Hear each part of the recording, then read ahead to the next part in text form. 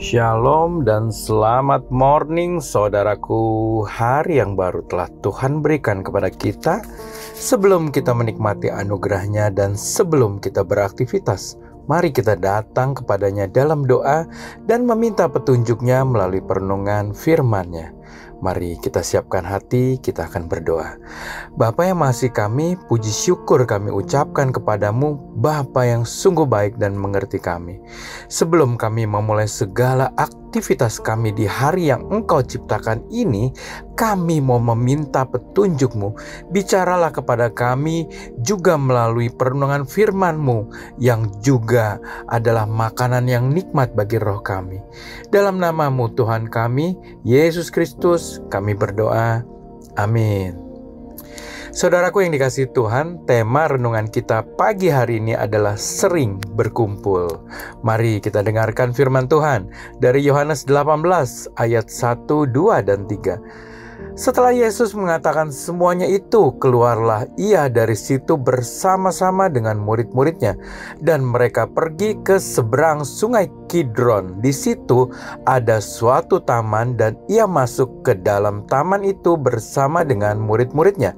Yudas yang mengkhianati Yesus tahu juga tempat itu karena Yesus sering berkumpul di situ dengan murid-muridnya. Maka datanglah Yudas juga ke situ dengan sepasukan prajurit dan penjaga-penjaga bait Allah yang disuruh oleh imam-imam kepala dan orang-orang Farisi, lengkap dengan lentera, suluh, dan senjata. Saudaraku yang dikasihi Tuhan, ada sebuah cerita.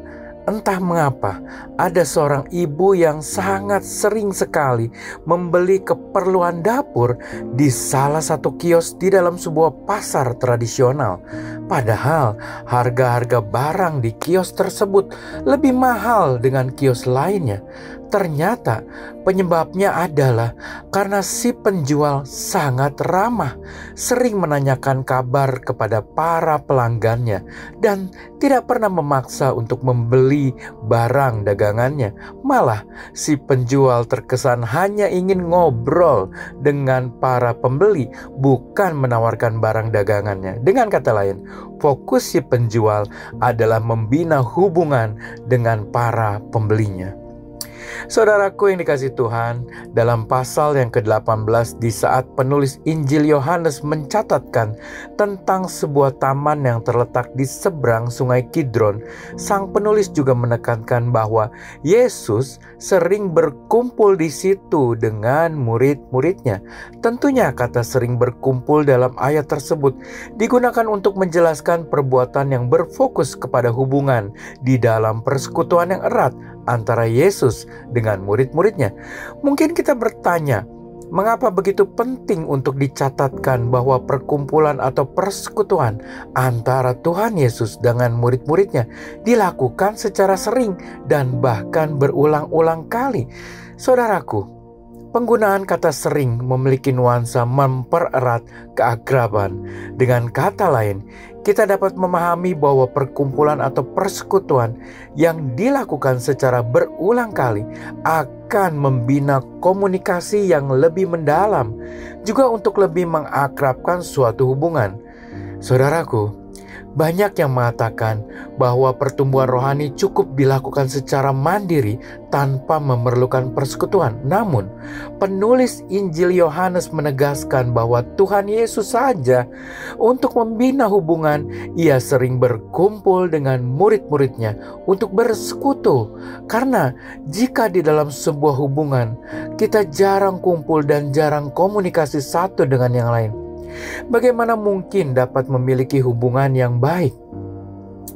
Nah, saudaraku, kata berkumpul dalam bahasa Yunaninya secara harafiah berarti pergerakan dari dua orang atau lebih ke satu tempat yang sama, datang berkumpul, bertemu bersama-sama, bersekutu. Cukup menarik bahwa kata tersebut memiliki akar kata yang sama dengan kata benda sinagoge yang berarti pertemuan, perkumpulan, kumpulan anggota atau jemaat. Jadi saudaraku, dari bahasa aslinya. Kita tahu bahwa berkumpul dalam konteks Injil Yohanes 18 ayat 2 bukanlah sekedar berkumpul bersosialisasi saja ataupun bersenang-senang, melainkan berkumpul di sini juga dalam arti rohani yang mengadakan pertemuan ibadah atau bersekutu. Saudaraku, penulis Injil Yohanes menekankan bahwa Tuhan Yesus sering berkumpul bersama murid-muridnya di Taman Getsemani. Selain untuk beristirahat, mereka juga menggunakan taman itu untuk bersekutu dan berdoa. Bahkan di dalam keempat kitab Injil mencatat kebersamaan Tuhan Yesus bersama dengan murid-muridnya. Ia sering makan bersama dan sering beristirahat bersama. Mereka menjalani kehidupan bersama-sama dalam suka maupun duka. Saudaraku, sungguh keakraban suatu hubungan sangat bergantung dari frekuensi interaksi antara kedua belah pihak. Dengan kata lain, kedekatan suatu hubungan dibangun dari seringnya pertemuan dan komunikasi yang dilakukan. Dan Tuhan Yesus sendiri memberikan contoh dalam hubungannya bersama dengan murid-muridnya. Saudaraku yang dikasihi Tuhan, pelajaran apakah yang hari ini dapat kita teladani dari kebersamaan Tuhan Yesus dengan murid-muridnya? Marilah kita berdoa.